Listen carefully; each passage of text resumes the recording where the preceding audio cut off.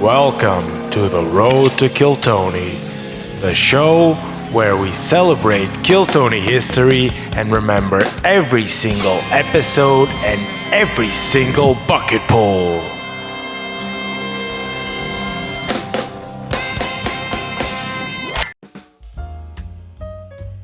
Kill Tony number 2 went down on the 10th of June of 2013, and it featured even crappier titles than the previous episode. We're still not streaming it live, and we're still not sure what the name of the podcast even is. You're sticking with the name Hinchcliffe Notes, right? I guess so. There's a very obvious upgrade to the show, but before we get into it, let's check and see if everybody had a good weekend. How was your weekend, Brian? Talking to some girl on Facebook I met in Tokyo last week. I met her at a strip club, and I only knew her for probably 6 hours. And I've probably talked to her 3 times on Facebook. And then I guess I bought a plane ticket for her to stay with me for 7 days from Tokyo. Wow. I'm pretty sure this is actually not a Janice origin story, but it's still funny to believe that it is. And kids, if you're lonely, maybe you too can one day find love and fly out a random Japanese stripper that you met for a couple of hours after talking to her on Facebook. Put your hands together for that, everybody. Who's living that kind of life in this room to where you're having so much fun in life that you wake up the next morning and you find out that you have a pet Japanese girl? One thing is for sure, I might start working out more. I'm not going to drink as much. My Asian fetish is now completely gone. So is my strip club and porno fetish, I think, all in 1 week. Obviously not true, but now let's finally address this new light fixture that was added to the set. Put your hands together for the new head of security of my podcast, the Iron Patriot, everybody. I think most of you kind of know what the Iron Patriot was and what role he played in Kill Tony history, and this is how he came to be a part of the show. But like last night, we were there, and this guy came up. He's like, and he was dressed up as Iron Man, and he just came up to us and goes, "I'm a huge Death Squad fan, and I wanted to come here and hang out with you guys." So he's now our new security guy, the guy that like gets the people off stage. This guy? Yeah, it's what a fucking outfit. Yeah. First of all, he's like part Iron Man, part Captain America. Yeah, and look, he has a microphone thing in it.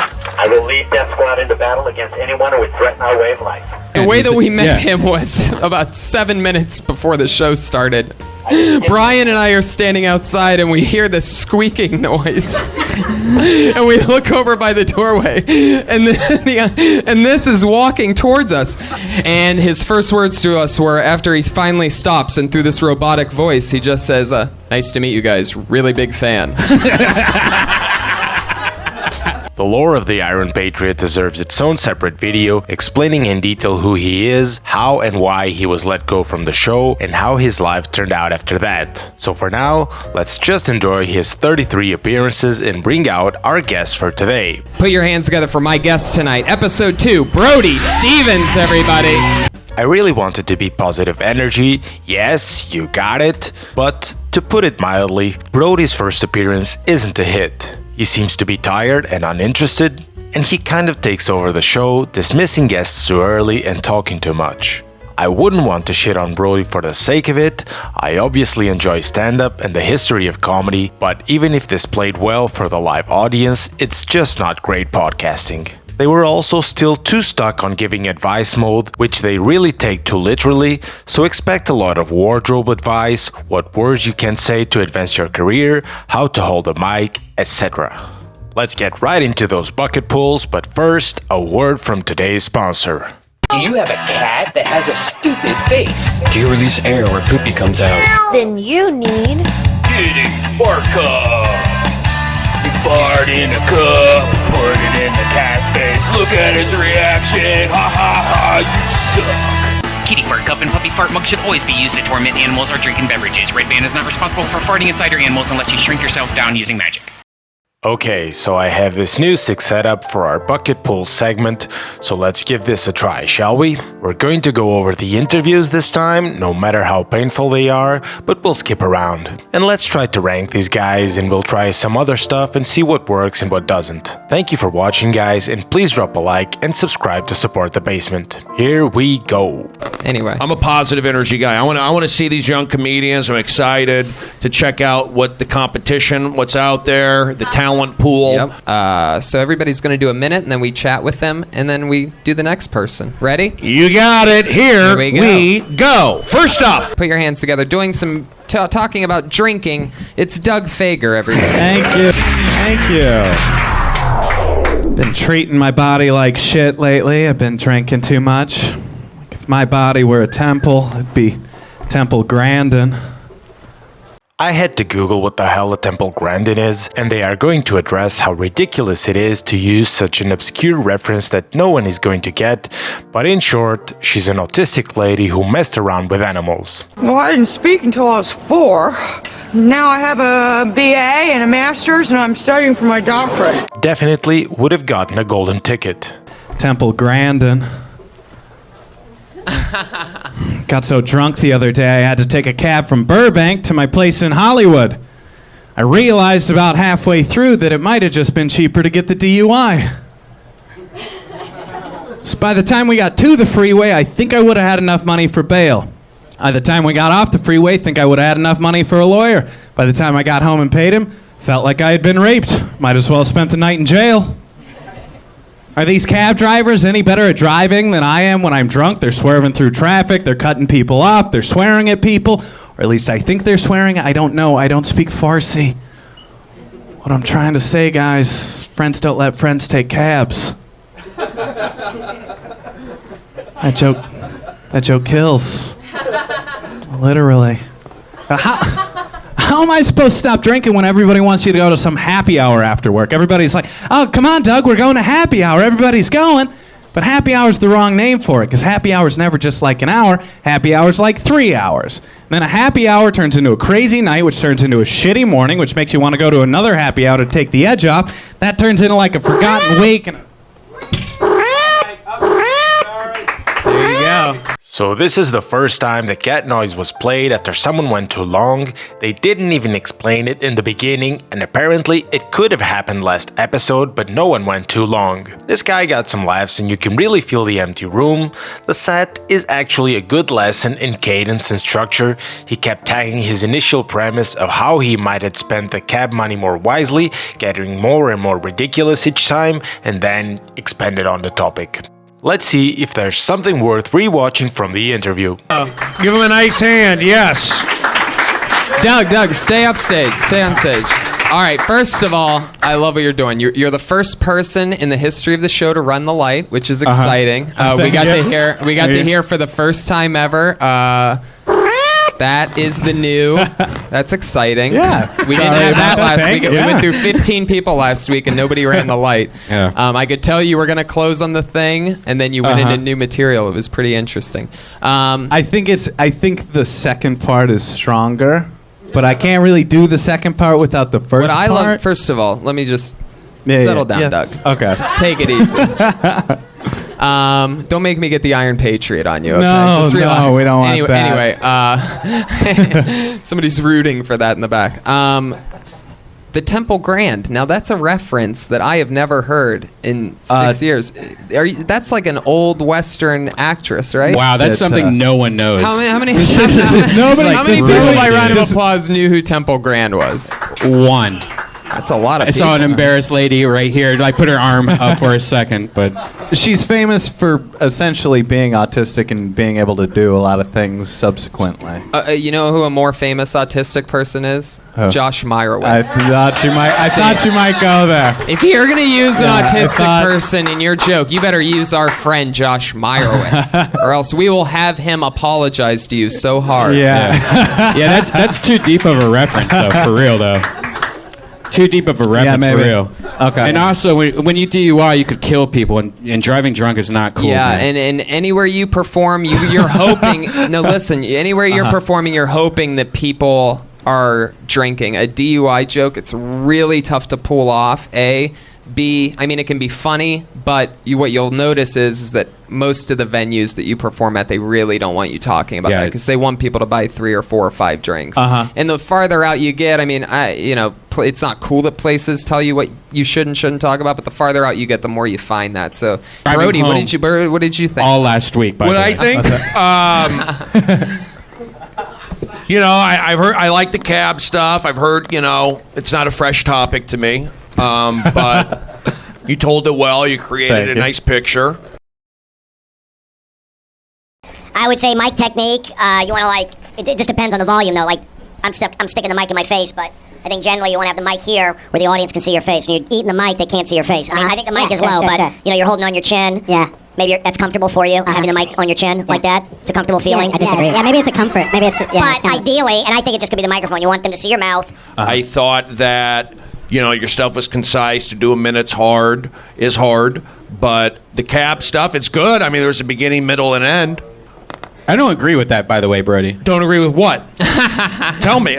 Like putting the mic close to your face, that's all I do all day long. I lick the other comics' sweat and tears and spit. I think if you're going on, TV stuff, they want to see your face. They want to see your mouth. It's awesome. Let's keep it moving. Good job. Doug, great job. Appreciate Doug Fagger, everybody in the one spot. Positive energy. I am positive energy. How dare you, Tony? You guys see what I mean, right? It's a weird vibe from Brody tonight, and I skipped a good 5 minutes of mic technique. Let me know in the comments if you have any tips for editing these segments, or let me know if you really didn't like something, and let's get to bucket pool number 2. Talking about baseball, it's Aaron Marsh, everybody. Everyone's heard of that baseball analogy. Like you get to first base, you kiss a girl, that dating analogy. But when I was introduced to this analogy, I was a child. Just a kid. So in my mind, I knew more about baseball than dating. So I thought to get to second base, I had to get a friend to go to first base so I can move to second. And then I can't go back. I'm stuck in this position, which isn't exactly the way I wanted to date as a child. And then thinking, it's like, well, if I want to go home, I got to get a stronger friend to bring all of us around. And so this guy would have to hit like at least a triple, maybe a home run, and then when everyone else crosses home plate, I have to high five everyone else as they cross the line. It's not fair. Like the analogy should be football. Like you go to the line, you check it out, you read the defense. Is this a bump and run situation? You go back, you check your slots. If she's got them covered, you go for the tight end. Boom! Touchdown! That's what I thought. That's what I think dating should be about. Clearly, that's a bit aggressive, guys. I'm an aggressive guy. I got a lot of tattoos. Whoa, there you go. There's there the I minute. go. Thank you, guys. Yeah. Red Band, you wanna start? You can have the mic in front of your face. Oh, for fuck's sake! Iron Patriot, you have anything to say? How you doing, Mike? Don't take it personal. I think it was pretty good. I leave it to the professionals because stand-up comedy is very difficult. Yeah, so the Iron Patriot is not mic'd on this episode, so we almost never really hear what he says, and since that's the case, I have an idea. Right now, Kill Tony is small potatoes. What if you bring back the Iron Patriot, though? Then Kill Tony becomes large potatoes.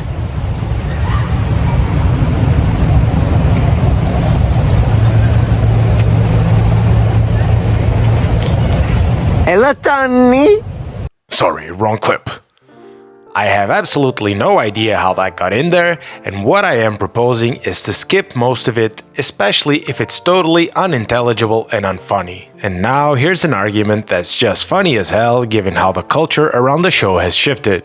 All right, good job, Adam. Wait. Aaron. Tony? Go ahead, Tony. The name of this actual part of the show, well, last week it was Tag It or Faggot. It's spelled with a PH, by the way, guys. Calm down. which- Sorry, Iron Patriot. Right, PH, faggot. Faggot With a PH. With a PH meant we think it should just go in the garbage can and you should start anew. And then Tony's getting nervous about the idea of the name, so do you guys want us to call it faggot with a PH or bag it? Tag it or bag it. You can't say the PH word. Don't do it. You want to work in this town? Drop it. Tag it and bag it. Thank you.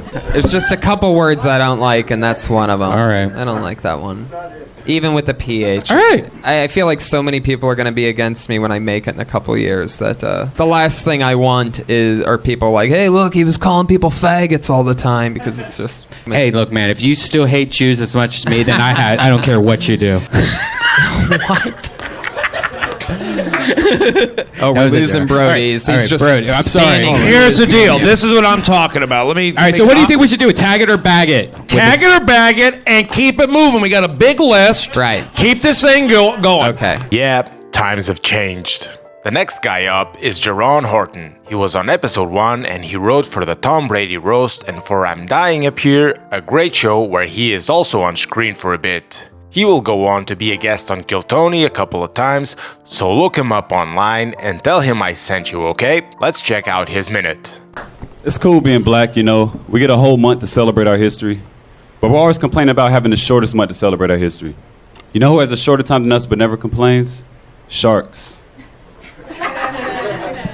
You know, it's cool. Chris Rock, he said it best when he said there's black people and there's niggas. I'm tired of the ignorant niggas, y'all. For real.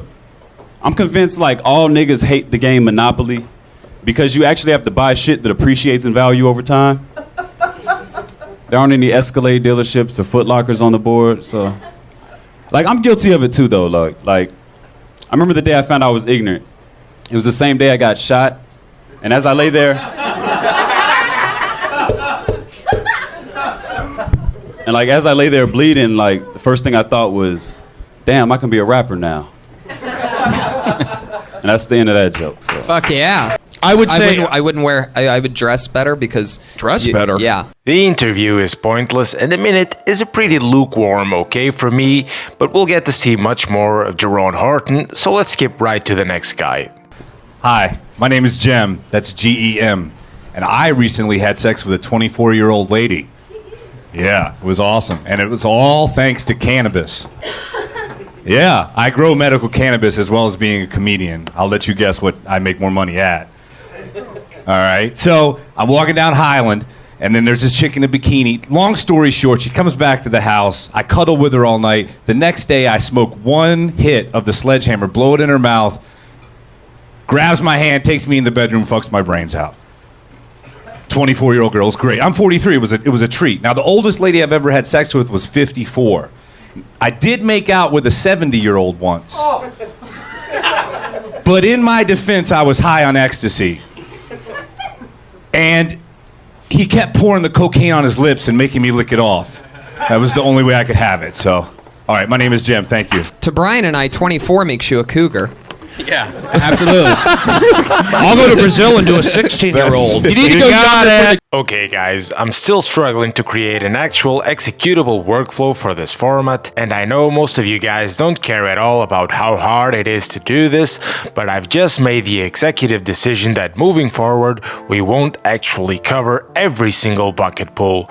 We'll cover the absolute best and the absolute worst, and mostly go over relevant historical facts and the overall vibe of the show, notable moments, etc. So I am going to cut this video short and just release it as is. I'll either figure out a way to edit and release this series consistently, or I just won't do it because I'll end up hating Kill Tony.